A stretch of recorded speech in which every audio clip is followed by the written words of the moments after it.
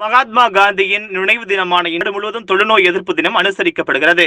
அதன் ஒரு பகுதியாக நாமக்கல் அரசு மருத்துவக் கல்லூரி மருத்துவமனையில் தொழுநோய் விழிப்புணர்வு உறுதிமொழி எடுக்கும் நிகழ்ச்சி நடைபெற்றது. இதில் மாவட்ட வருவாய் அலுவலர் துர்கா மூர்த்தி கலந்து கொண்டு உறுதிமொழியை வாசித்தார். அப்போது பேசிய வருவாய் அலுவலர் துர்கா மூர்த்தி, தொழுநோயினால் குறைபாடு உள்ளவர்கள் உடனடியாக அருகிலுள்ள ஆரம்ப சுகாதார நிலையங்கள் அல்லது அரசு மருத்துவமனைக்கு அழைத்துச் சென்று சிகிச்சை வழங்க வேண்டும் எனவும், தொழுநோய் என்பது குணமாக்கக்கூடியது என்றும், ஆரம்ப நிலையில் சிகிச்சை எடுத்துக் கொண்டால் இந்நோய் குணப்படுத்த முடியும் என்று தெரிவித்தார்.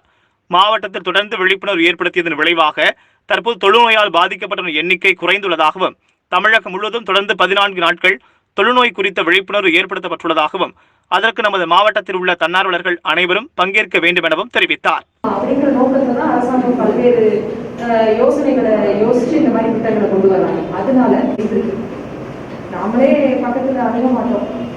ஆனா அதையெல்லாம் இப்போ இப்போ ஒரு ரீசன்ட் ஒரு 20-30 இயர்ஸா நம்ம பார்க்கும்போது நம்மிடையே ஏற்பட்ட விழிப்புணர்வு தான் நம்ம அதுல இருந்து தூரம் வெளியே வந்திருக்கோம். அந்த நோயவே விலக்கி அடிச்சிருக்கோம் கிட்டத்தட்ட.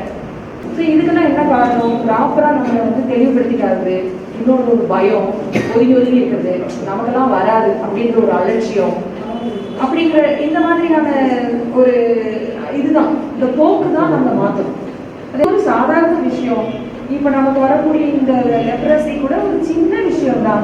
அது சின்னதிலே பார்த்தோம் அப்படின்னா அது ஒண்ணுமே இல்லாம முற்றிலும் இல்லாம குணப்படுத்திடுவாங்க.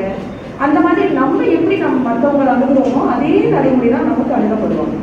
அதனால முடிஞ்ச அளவு நம்மளை சேர்ந்த பக்கத்துல இருக்கக்கூடிய மக்களுக்கு, நம்ம சொந்தக்காரங்களாகட்டும் யாராகட்டும், இருக்கக்கூடிய நோய்களை பத்தின விழிப்புணர்வோடு இருக்கும். நாட் ஒன்லி திஸ் லெப்ரசியோ கொரோனாவோ அது மட்டும் இல்லை, இனியும் வரக்கூடிய காலங்களில் என்னென்ன நோய் வருதோ, நம்ம எந்த மாதிரியான சூழ்நிலைகளில் வாழ போறோமோ அதை பத்தி தெரியல. But we have to be aware of ourselves. நம்மளை மேம்படுத்திக்கணும்.